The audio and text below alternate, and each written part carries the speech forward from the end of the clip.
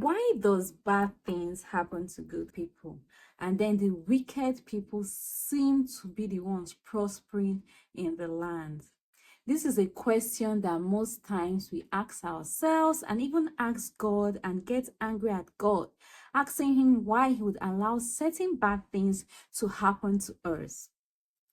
In today's story, we'll be seeing a situation in the Bible where it seemed like God allowed evil to happen to a good man without punishing the wicked immediately.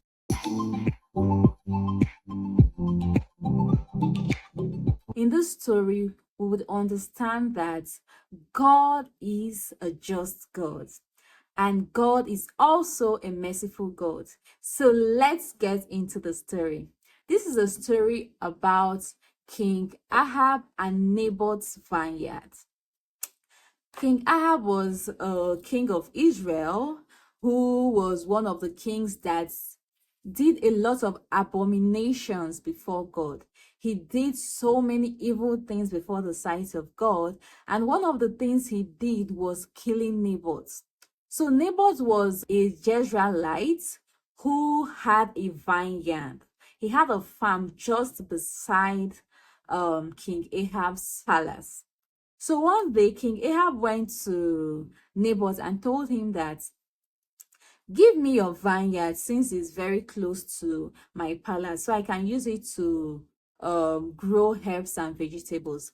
But Naboth said, God forbid that. Why would I give you my vineyard? This is an inheritance that has been passed down to different generations, that I can't give you this land, this plot of land. So when Naboth told the king this, the king became very troubled. He became angry and he went back home. He wouldn't eat, he wouldn't speak to anyone. He was just very grumpy. So his wife, who was Queen Jezebel, saw him and she noticed her husband was very upset and wouldn't eat, turned the other side of the bed. He wouldn't speak to anyone. So she asked him that what was wrong. Why was he this moody? Why was his mood so bad today? And he told her that he had asked Naboth to sell his vineyard for him or take another land, but give him that land. But Naboth refused, saying that land was an inheritance. So Jezebel then told him that, why are you being angry? Is it because of this little thing that you're being angry? Are you no longer the king of Israel? Why would this commoner make you upset and you wouldn't eat? Please go and eat and brighten up. I would settle this matter. So she assured him that she was going to get this land back to him. She was going to collect the land of Naboth and give to him. And so Ahab, knowing the kind of wife he had, he lightened up his mood because he knew that Jezebel was very ruthless. So what Jezebel did was to go and she took Ahab's seal as a king and she wrote letters and signed it with his signature. She wrote letters to some elders and told them that they should hold a fast. And when they hold this fast as a ceremony in the land, they should place Naboth, who owns that vineyard that refused to give the king his vineyard, they should place him on a high table. And they should find two scoundrels, that's two touts, to testify against Naboth, that Naboth had cursed God and he had cursed the king. And she knew that, as at that time, the consequence of blasphemy against God or against the king was death by stoning. So when she said this, the elders, they took to her instruction and held a fast. Then they kept Naboth on a high seat and brought two scoundrels, as two touts, to testify against him and say that he had cursed the king and he had cursed God. So when they did this, the people gathered and they took Naboth out and they stoned him till he died. So when this happens, the elders sent a message back to Jezebel and told her that Naboth has been stoned and he has he's now dead. So she went to her husband, who was King Ahab, and told him that the person that refused to give you his land for money or for another land has died. So arise and go and take that land. So Ahab was happy, and he rose up to the land, the vineyard of Naboth. While he was there, God spoke to Elijah and told him that he should go to Jezreel and go to the vineyard of Naboth, and he would see Ahab there, that Ahab has gone there to covet the lands of Naboth, whom he had killed. That I should go there and he would give him words to say to Ahab. So Elijah went there and sent the message of God to Ahab and told him that for this thing which he has done, that he will be killed and dogs will lick his blood, the same place where they licked the blood of Naboth. And all his sons, all the male children in his household, whether free, whether slaves, that they will be wiped out, that this kingship would leave his lineage, and that any of his descendants, any of his children that dies in the land, that dogs will lick their blood, and anyone that dies on the field, that birds will eat their flesh, and that for his wicked queen, who is Jezebel, that she will be killed on the wall of Jezreel. So this was the message that God told Elijah to send to the king, and he delivered this message. Even when Elijah got to the king, when the king saw Elijah, he was like, "Oh, my enemy, have you come again?" And Elijah responded saying, "Yes, I'm here, that you committed another atrocity before God, so I'm here to deliver God's punishment upon you."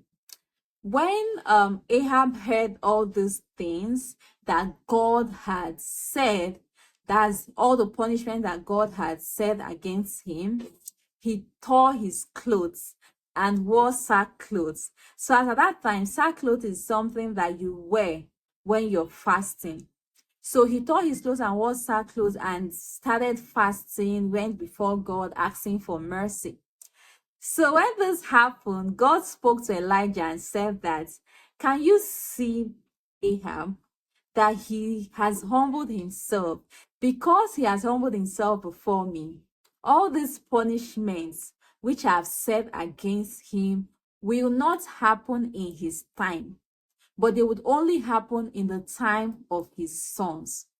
So looking at this situation, someone would say that, why is God being merciful to this very wicked man, that he has done a lot of evil in the land? Why is God having mercy upon him? Because he just wore sackcloth and his mourning and fasting after he had just killed somebody. But then again, God is a merciful God. He would not change his person. He would not change his character because of you. He would not change his character because of one person. He is a just God, and he had administered his judgments on Ahab. And also, he is a merciful God. So when Ahab cried out to him for mercy after he had killed Naboth, God answered him. Like, God listened to him because it is in his character to be merciful. So sometimes when we see bad people not being punished, we feel that God is being partial, but no, God is a just God. He's merciful. And something else we can pick from this story is, when the king went to Naboth and told him he wanted his land, it wasn't recorded in this story that Naboth went back to God to ask God that, "God, fight for me." Because Naboth knew that Ahab and Jezebel, they have been wicked. They are wicked people. He had been a king that did evil before God. So Naboth would have gone before God and asked for God to fight for him. Naboth didn't do anything. He just told the king that, "God forbid that I would give you my land, my inheritance." But he would have gone a step further. Sometimes it seems like wicked know the character of God. They know that God is just. They know that God is merciful. So when they even do that, their bad biddings, they run back to God and say, God, please don't allow the consequences of my sin to befall me. Have mercy on me. And God is merciful. He would have mercy. But then he's also just. Um, he would still pass on the judgments which he had commanded. And that is what happened to Ahab. So after 3 years of peace in the land, Ahab came up to the king of Judah, who was King Jehoshaphat, and he told him that they should go for a battle and recover one of the lands which the people of Syria had taken away from them. So when he told this thing to King Jehoshaphat, Jehoshaphat then advised him that they should seek the counsel of God first, that they should ask God what he thinks, if they should go for this battle or if they should stay back. So the king called all his prophets, about 400 prophets of God, to ask them what was God's take on this matter. So when these prophets came, they told him that, oh, that go for this battle, you would have victory. God has granted you victory, you can go for the battle. And 400 of them came. They were prophesying victory over victory or for Israel over Syria. And Jehoshaphat then asked him that, are these all your prophets?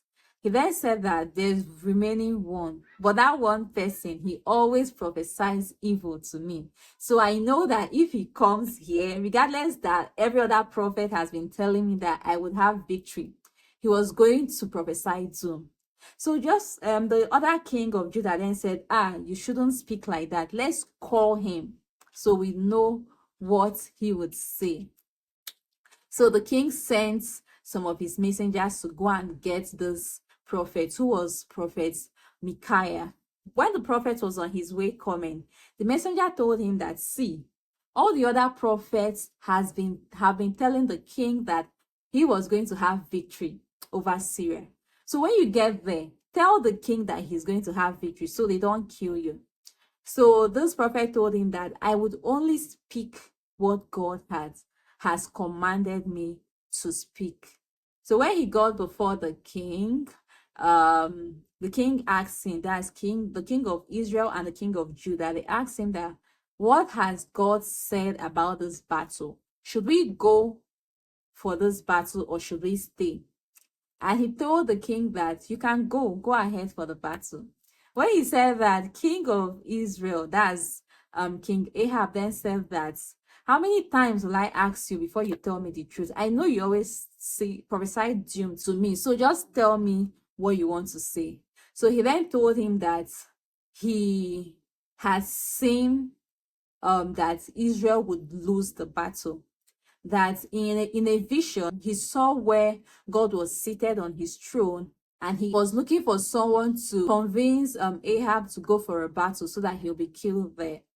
And a lot of angels were coming, giving their suggestions on what to do. So one spirit now came up and told God that he was going to go amongst all the prophets of Ahab as a lying spirit. So he's going to put the spirit of lies in the mouth of the prophets of Ahab so that they will lie to him and tell him that he should go for this battle because God is with him. When this prophet said this, because he was like a younger prophet, one of the prophets they came up and slapped him, saying that, who are you that the Holy Spirit will leave me, an elder, and come to you and tell you that, give you a message? And when he said that, the king then told them to arrest Micaiah, arrest him and put him in chains till he comes back victorious in this battle. Then Micaiah told the king that, except it is not God that spoke to me, except it is not God, that is the only reason you would come back and lie for this battle. But if it is God that spoke to me, you will surely die when you go for this battle. So the king ignored what he had said because, over 400 prophets has prophesied victory for him. So what he did was he disguised himself. He didn't wear his robe as a king, but he dressed like someone else and told the other king to dress like a king. So they took all their soldiers and they went for battle. When they were on the battlefield, the king of Syria, who they were fighting against, gathered 30 of his best soldiers, and he told them that do not fight anybody. The only person you should fight is the king of Israel, who was Ahab. That fight him till you kill him. So when they saw the other king, because he dressed like King Ahab, they saw him, they started fighting him, and that one cried out to them, saying, please, I am not the king of Israel, I am the king of Judah. So when he cried out, they left him and they continued their battle. So while they were fighting, one of the soldiers of Syria shot an arrow, and it went straight and hit Ahab. And when he hit him, he immediately stopped fighting and went to a place to tend to his wounds. Battle continued from morning till evening, and while Ahab was there, he bled till he died. So in the evening time, when he died, they had to announce that the king of Israel was dead, and so the battle was over. So they took the king and they went to bury him in Samaria. And when they were washing his chariot where he bled on, dogs came and they licked his blood, just as Elijah had prophesied. So we can see that Ahab still got his punishment for the evil acts which he did, but God did it in his own time. So if we look at it at the grand scale of life, we'll see that God, in every situation, he rewards the wicked for their evil deeds, and he also rewards the good for their good deeds. Yes. And something else we can pick from this story is when we get harassed, when we get confronted, we should always run back to God and not say that, oh, I know God would automatically know my desires. No, present the issue to God so that he would fight for you. Do not allow the wicked to know God more than you do. So the wicked, they know that God is merciful. Do not allow them to use the character of God in their favor, but in disfavor of you. Thank you for watching this video. I hope it's a story that blesses you. I hope you're able to learn one or two things from it, and also understand that God is a just God and he's a merciful God, and he shows mercy on both the good and the bad. Just as the sun shines on both the good and the bad, he's also a merciful God on both the good and the bad. Thank you once again for watching this video. Go ahead and like, subscribe, and also put on your notification button so that you know when new videos pop up. Bye.